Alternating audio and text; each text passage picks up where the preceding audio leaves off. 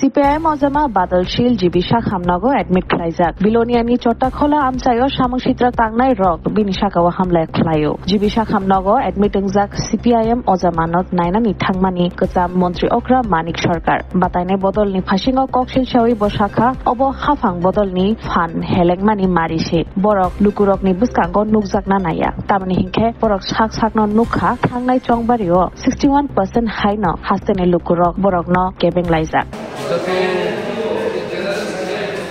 শাসক বিজেপি দলের দুর্বলতার লক্ষণ। এরা জনগণের মুখোমুখি হতে চান না,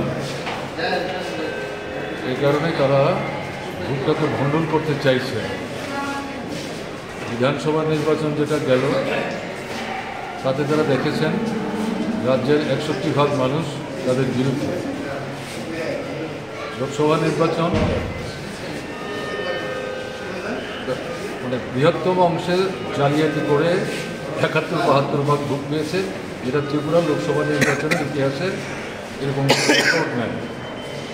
কাজে এদিক থেকে তারা বুঝতে পারছে পঞ্চায়েত নির্বাচন, রাজ্যের একটা বিরাট অংশের মানুষ গ্রামে বসবাস করেন, এই ভোটে যদি যায়, এরাই তো বিধানসভা নির্বাচনে তাদের বিরুদ্ধে ভোট দিয়েছে, লোকসভায় তাদের বড় অংশকে ভোট দিতে দেয়নি।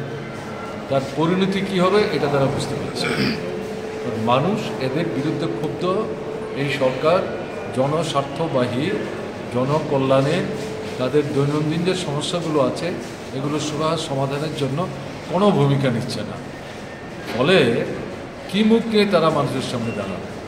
এদিক থেকে ভোটটাকে ভণ্ডুল করার চেষ্টা 2019 সালে যেভাবে করেছে, এবার যেটা দেখছে 19-এর মতো না, মানুষ একটু রুখে দাঁড়াচ্ছে, ঘুরে দাঁড়াচ্ছে, প্রতিদ্বন্দ্বিতায় তারা সম্মুখ সমরে এদেরকে মোকাবেলা করার চেষ্টা করছে, এতে আরও ভীত। বলে আমাদের এই যে কমরেডটি, তাকে তো সুনির্দিষ্টভাবে খুন করার উদ্দেশ্য নিয়েই এই আক্রমণটা সংঘটিত করেছে। সে একজন 10,323 শিক্ষক ছিলেন, সেটা নাই। আমাদের পার্টির লোকাল কমিটির সেক্রেটারি নানা হুমকি উপেক্ষা করে এই নির্বাচনে জেলা পরিষদের সদস্য হিসাবে সে তার মনোনয়নপত্র দাখিল করেছে। কালকে ওখানকার যে পঞ্চায়েত সমিতি এবং পঞ্চায়েতে প্রতিদ্বন্দ্বিতা যারা করবেন তাদের নমিনেশন পেপার জমা দেওয়ার জন্য গেছেন, আক্রান্ত হয়েছে। সেখানেও সে ছিল, রাস্তায় অবস্থানও করেছে। তারপর সেখান থেকে সে বাড়িতে ফিরে গেছে। 17 থেকে 18 কিলোমিটার দূর তার বাড়িতে গেছে, খাওয়া দাওয়া করেছে, বাজারে গেছে সম্ভবত ওষুধপত্র কিছু কেনবার জন্যে। একেবারে ডিটারমাইন্ড ওয়েতে অপেক্ষা করছিল, টার্গেট করেই তাকে খুন করার জন্য এখন আমাদের সঙ্গে। বর্তমানে অবস্থা কীরকম? অবস্থা খুবই যেটা বলা যায় ডাক্তারবাবুদের ভাষায় ক্রিটিক্যাল। কারণ না, তারা বলছেন আমরা আমাদের চেষ্টা করছি, দেখা যাক কি।